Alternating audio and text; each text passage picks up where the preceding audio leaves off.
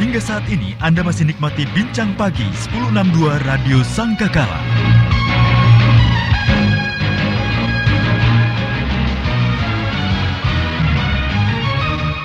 Dari Gereja Sangkakala Surabaya 1062 The Voice of Love. Shalom, selamat pagi kekasih Tuhan. Berjumpa kembali dengan saya Wahyu Widiawati dalam program Bincang Pagi edisi 13 Maret 2020. Apa kabar kekasih Tuhan? Pagi yang luar biasa dan yang pasti selalu mengajak kekasih Tuhan untuk belajar bertumbuh dalam kebenaran firman Tuhan. Praktek juga dalam kehidupan kita sehari-hari. Jadi kita ini tidak sekedar belajar, nyatet gitu ya, tapi praktek yang paling penting. Pagi hari ini Pendeta Bambang Wahyudi, Gembala GBI Graha Family, siap berbagi dengan Anda. Selamat pagi Pak Wahyudi. Selamat pagi Mbak Wahyu, selamat pagi kekasih Tuhan. Apa kabar Pak? Baik. Long time no see Pak ya. Lama gak ketemu Pak Bambang ini. Betul. Gimana Pak? Masih mengajar juga ya? Iya. GBI Graha Family, apa yang sedang Tuhan kerjakan hari-hari ini di sana? Ya, GBI Graha Family menginginkan jemaat terus bertumbuh dalam kebenaran firman, karena disitulah fokus kita ya sebagai orang percaya. Kalau tidak kita akan kehilangan pijakan, kehilangan arah dari kebenaran, dari terang firman Tuhan. Oke. Passionnya juga mengajar. Ya. Bapak memang suka mengajar ya? Sepertinya begitu. Sepertinya ya. begitu. Dari ya? Tuhan kok saya rasakan mengajar ya. Iya. Oke. Jalan berapa lama Pak sudah mengajar? Bukan hanya di STT ya, maksud saya mengajar untuk apa ya, di kelompok-kelompok kecil begitu mungkin? Ya. Kalau kelompok-kelompok kecil ya hanya khusus terbatas di jemaat saja ya. Tapi ada beberapa gereja ya biasalah untuk minta diajar juga. Ya, selain di STT. Hari-hari ini kan orang pada sibuk dengan yang namanya corona Pak. Iya. Nah, bagaimana nih di Bapak sendiri atau jemaat? Apakah juga mengalami yang namanya khawatir, takut gitu? Takut nggak sih Pak dengan corona? Iya. Memang ini yang meresahkan semua ya, mengkhawatirkan, membingungkan karena juga kita tidak tahu penyebarannya seperti apa dan lain sebagainya. Nah, ya kita tetap berusaha sebijak mungkin untuk hidup terhindar dari hal-hal itu. Apa yang Bapak lakukan ini hari-hari ini? Ya seperti biasa lah pada umumnya orang. Cuci tangan. Ya bagaimana? Lebih sering cuci tangan sekarang berarti? Kayaknya. Padahal cuci tangan itu kita sudah diajari dari TK ya. Iya. Jadi memang kalau tidak ada yang mengkhawatirkan itu seringkali orang abaikan. Tapi begitu ada sesuatu yang sedikit menakutkan itu orang berusaha langsung, keras. Ya. Berusaha keras. Ya. Oke, pagi hari ini kekasih Tuhan Pak Bambang Wahyudi ingin berbincang dengan kekasih Tuhan juga tentang pengharapan Kristen. Saya tadi ketika Pak Bambang Wahyudi bilang pengharapan Kristen, berarti ada pengharapan yang enggak Kristen ini. Iya. Betul. Yang di luar Kristen sih memang pasti enggak Kristen. Tapi yang paling berbahaya, ironis itu adalah orang Kristen yang punya pengharapan tidak Kristen. Artinya pengharapan itu tidak sesuai dengan apa yang seharusnya dia harapkan. Seperti itu. Oke, jadi pengharapan yang seharusnya kita miliki sebagai orang percaya itu yang seperti apa, Pak Wahyudi? Ya. Jadi pengharapan kita harus lahir. Ya. Harus lahir, harus didasari oleh apa yang sebenarnya Tuhan janjikan dalam kehidupan kita. Karena kalau pengharapan itu tidak lahir dari Allah, tidak lahir dari janji Allah, maka sebenarnya manusia ini kan banyak harapannya, banyak maunya. Betul. Ya, jadi kalau manusia banyak maunya, jadi harapan yang dia inginkan itu adalah harapan yang lahir dari dirinya, keinginannya, kemauannya, mungkin masuk dalam kesombongannya, lebih lagi masuk dalam nafsunya. Itu yang diharapkan, sehingga itu yang dikejar. Oke. Harus berdasarkan pada janji Tuhan. Kalau kita bicara janji Tuhan itu ada ribuan janji Tuhan, Pak, dalam firman Tuhan ya. Nah, janji Tuhan yang mana? Janji Tuhan yang sebenarnya kalau nanti mengerucut fokus kepada nanti pada akhirnya kita akan membicarakan tentang pengharapan untuk hidup yang kekal. Oke. Pengharapan untuk hidup yang kekal. Jadi mengerucutnya sih ke sana. Ke sana ya nanti Iya, maksudnya. iya, Ya. betul. Oke. Berdasarkan pengharapan kita ini harus berdasarkan pada janji Tuhan. Iya. Ada banyak orang itu ya Tuhan, saya berharap Pak. Contoh ya, Iya. sakit misalnya. Iya. Firman Tuhan begitu banyak yang mengatakan oleh bilur-bilurnya kita akan disembuhkan begitu ya. Ya. Nah, tapi itu ternyata tidak terjadi dalam praktek hidup sehari-hari. Nah, bagaimana dengan orang-orang yang seperti ini, Pak? Kadang-kadang mereka sudah berharap loh. Saya berharap pada firman Tuhan, pada janji Tuhan. Janjinya ada, Pak, dan saya pegang itu. Tapi itu tidak terjadi sama saya atau tidak berlaku pada saya. Ya. Bagaimana dengan hal ini, Pak? Iya. Tuhan tidak menjanjikan, kan kita mesti salah persepsi. Nah, ini dia. Salah persepsi. Jadi Gagal paham ya. ya, betul. Jadi orang berharap seperti sakit Sembuh. ya sembuh. Uh-uh. Nah, Tuhan tidak menjanjikan bahwa kalau engkau sakit engkau pasti disembuhkan. Nah, itu persoalannya. Nah. Lalu mencoba melihat dari sisi yang lain, apakah ini kehendak Tuhan atau bukan. Kan begitu. Ya. Jadi kehendak Tuhan itu ada yang disebut dengan kehendak Tuhan yang memang berdasarkan kedaulatannya, dikehendaki dan tidak bisa berubah. Oke. Nah, tapi ada kehendak Tuhan yang berdasarkan perintah-perintah yang diberikan untuk kita jalani. Oke. Jadi seperti itu. Jadi kalau memang seperti banyak Contoh tadi. contoh-contoh seperti Rasul Paulus sendiri, contoh yang paling sering kita bicarakan, tapi orang masih gagal paham. Karena apa? Karena yang diharapkan seperti yang dia mau, bukan seperti yang Alkitab sudah tuliskan. Rasul Paulus maunya sakit sembuh, miskin jadi kaya. Iya.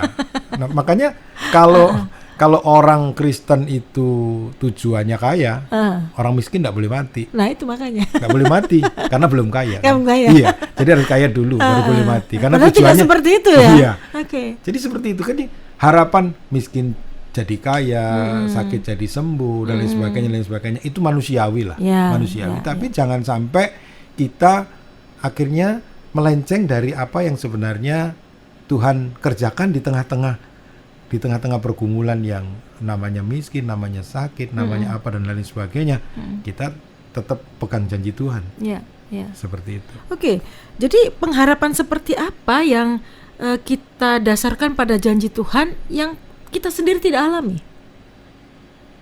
Kita tidak alami. Ya tadi maksudnya tidak sesuai dengan harapan kita.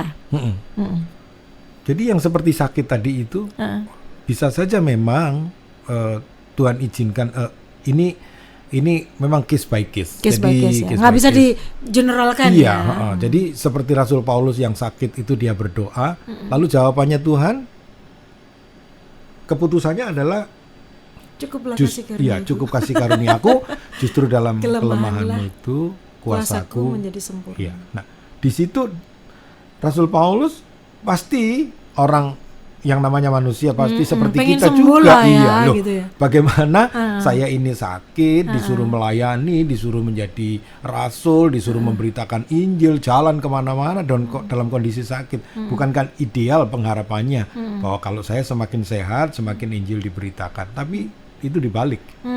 Nah, paradoks seperti ini orang tidak pernah pahami dalam kehidupan mereka. Nah, ini ada hal-hal yang paradoks.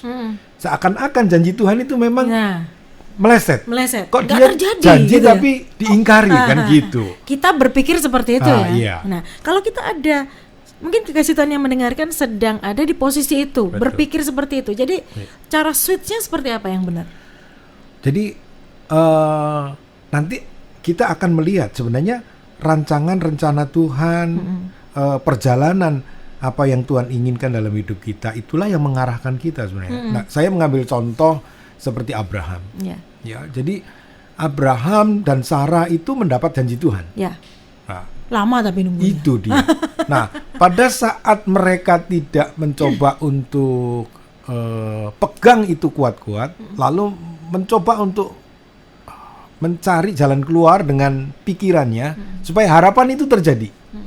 Jadi harapan itu akan dikerjakan Allah, bukan kita paksakan dengan secepat mungkin. maka Hagar muncul. Itu karena ide. Ya. Dan itu memang Makso, memunculkan ya? harapan. Membantu Tuhan. Iya, itu persoalannya. Nah, seringkali kita tidak sabar, Ya. akhirnya melenceng dari sebenarnya apa yang Tuhan. Karena Janjikan. iya, ketetapannya kan sudah jelas, aku akan memberikan kepadamu keturunan dan Sarah akan melahirkan seorang anak. Ya. Sarah sudah jelas ini disebut Sarah. Tapi dia akhirnya mencoba untuk ya namanya dapat anak ya sudahlah gitu. Pokoknya dapat anak. Dapat anak. Iya. Ya. Begitu. Nggak peduli anaknya seperti apa Iya. gitu ya. Oke. Jadi kalau begitu berarti ini juga berkaitan dengan waktu dong, Pak. Ya, betul. Jelas waktunya dia bukan waktu kita. Nah, itu dia. Ini persoalannya. Ini yang orang tidak pernah Problem sadar. loh itu. Iya. Karena kadang-kadang kita pikir bahwa harus sekarang, kalau nggak sekarang begini. Iya. Oke. Iya. Ini berarti basicnya kita harus menyelaraskan pikiran kita ini dengan pikiran Tuhan ya, Pak ya. Betul. Itu tidak mudah loh, Pak. Tidak mudah. Firman Tuhan bilang sejauh langit dari bumi, demikian rancangan Tuhan. Lah Ya. kita ini loh siapa? Bagaimana kita bisa menyelaraskan pikiran kita dengan pikiran Tuhan? Untuk menyelaraskan itu mau tidak mau, kita harus mengerti, memahami dari firman, karena otoritas tertinggi dalam hidup kita, keputusan yang terbaik harus parameternya adalah Firman kebenaran firman. Kalau tidak memang akan lebih jauh melencengnya itu, lebih jauh melencengnya.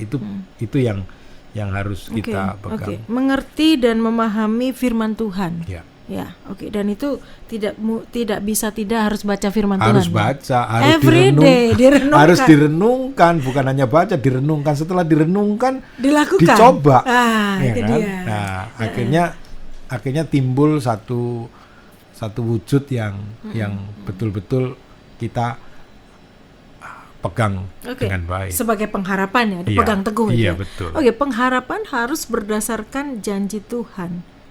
Apalagi, Pak, pengharapan ini seperti apa yang harusnya kita miliki sebagai orang percaya? Nah, kalau bicara pengharapan tentunya ada banyak janji. Nah, ada banyak janji. Seperti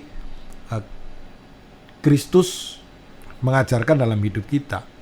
Bagaimana rasul-rasul juga melakukan. Mereka berpegang teguh pada apa yang Tuhan sudah berikan dalam hidupnya, ekstrimnya, apapun yang terjadi dalam hidup mereka, sehingga kehidupan mereka mati Bahkan dengan matinya tidak pun wajar. nggak enak semua, Pak Iya, ya. nggak enak semua, nggak enak semua. Iya. Nah, ini yang mereka pegang, karena mereka punya pengharapan yang pasti dari hidup mereka. Karena seorang teolog itu mengatakan, sebenarnya apa yang aku lakukan itu yang aku pikirkan. Apa yang aku lakukan itu yang aku pikirkan. Nah, apa yang aku pikirkan sebenarnya apa yang aku percaya. Nah, maka Abraham lahir sebagai bapak orang beriman. Karena sebenarnya apa? Yang dia pikirkan adalah karena kepercayaannya dia. Waktu dia melakukan untuk menyembelih anaknya, ya walaupun tidak jadi disembelih. Waktu dia berjalan untuk mengorbankan Ishak, sebenarnya dia melakukan apa yang dia pikirkan. Yang dipikirkan apa? Apa yang dia percaya dari Tuhan. Jadi untuk mengerti itu, apa yang sebenarnya kita percaya dari kebenaran. Nah, kalau yang kita percaya itu bukan dari kebenaran, maka sebenarnya nanti tindakannya juga akan berbeda. Problemnya banyak orang akhirnya tidak bisa membedakan ini kebenaran atau ini sebuah ya KW-nya kebenaran. Karena sekarang ini soalnya di blending ya. Berita-berita yang muncul itu dikocok jadi satu, kemudian disajikan kepada kita gitu loh. Jadi kita ini bukan berdasarkan kebenaran, kadang-kadang berdasarkan kebetulan. Nah, itu dia. Jadi dicocok-cocok ini. Nah, cocokologi. Oh iya, berarti begini betul. gitu ya. Ya, ini betul. Oh, ini betul. Ya. Nah, bagaimana kita membedakan itu kebenaran yang asli atau itu adalah ramuan yang sudah dicampur dengan yang lainnya?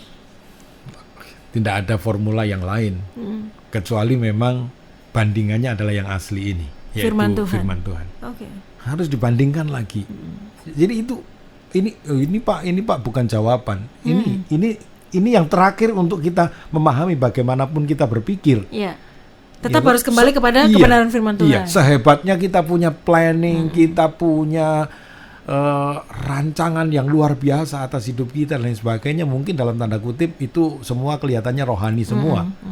Tapi rohani, yang disebut rohani itu apakah dasarnya, terangnya itu dari firman Tuhan? Kalau tidak, maka sebenarnya kita sedang tersesat. Oke. Masalahnya banyak orang tidak merasa kalau dia sedang tersesat. Iya. Iya. Kalau diingetin, loh kamu yang salah gitu. Iya. Jadi saya pernah tuliskan, mungkin kalau tidak salah di Facebook itu saya ngomong, segala sesuatu yang tidak mengarah kepada Tuhan, hati-hati. Oke. Jangan-jangan kita tersesat, karena memang arahnya tidak kepada Tuhan. Oke. Begitu. Oke. Baik. Segala sesuatu yang tidak mengarah kepada Tuhan itu harus hati-hati ya. Harus waspada. Oke. Walaupun itu ada, ya itu tadi kembali ya, janji Tuhan di blending dengan arahnya tuh ke saya, betul, enaknya kita gitu ya. Jadi memang orang berpikirnya bukan benernya tapi baiknya. Ya, enaknya. Gitu. Ya, enaknya. Enaknya buat saya apa gitu. Ya. Untungnya buat saya apa. Gitu. Bukankah itu manusiawi, Pak? Betul, manusiawi. Tetapi sebagai orang Kristen, kita harus kembalinya bagi Tuhan. Okay. Dari Tuhan kepada Tuhan untuk Tuhan. Ya. Itu semua harus kembali di sana. Okay. Jadi kalau dasarnya bukan dari Tuhan, tapi untuk Tuhan juga keliru. Jadi ini saya lakukan untuk Tuhan. Ya, jadi contoh ekstrimnya orang korupsi, lalu dikasih uangnya kepada Tuhan. Loh, ini untuk Tuhan, mau bikin apa loh. Bukan dari Tuhan, tapi untuk Tuhan, ini keliru juga. Kalau dari Tuhan bukan untuk Tuhan juga keliru. Jadi bagaimanapun firman Tuhan mengatakan semuanya harus berdasarkan dari janji Tuhan, dikerjakan untuk Tuhan, kepada Tuhan, oleh Tuhan dan lain sebagainya. Nah ini baru mulai kita tahu nih, segala apapun yang terjadi, kita tahu rangkaiannya ini, ya format ini tidak boleh dirubah. Apapun yang terjadi, kata ini tidak enak ya, karena kadang-kadang kita berpikir bahwa kalau ikut Tuhan kan harusnya ya enak lah Pak, dikit-dikit gitu ya. Tapi kata apapun yang terjadi ini kan berarti susah, senang, sedih, gembira, sakit, sehat, apapun, selama itu untuk kemuliaan nama Tuhan, kita harusnya setuju ya. Iya, karena segala sesuatu itu untuk kemuliaan Tuhan. Itu Paulus kan mengatakan, entah kamu makan, entah kamu minum, entah kamu melakukan everything. Wah, ya everything ini ya semua lah. Semua ya. Iya. Itu berat Pak. Iya. Nah, banyak yang bilang berat Pak ya berarti. Nah sebenarnya kan simple, hal-hal yang simple itu kita pikirkan ya. Saya pernah ditanya sama seorang mahasiswa, Pak, kenapa untuk urusan minum saja kita harus memuliakan Tuhan? Makanya begitu. Itu yang simpel kan berarti. Iya. Loh, rasanya juga enggak masuk akal. Ini kemuliaan Tuhannya di mana bisa di ini? Ya, sebenarnya Rasul Paulus ingin menjelaskan bahwa segala sesuatu lah, segala sesuatu, entah kamu makan. Tetapi kan saya mengatakan begini. Coba kamu teguk seteguk air begitu ya.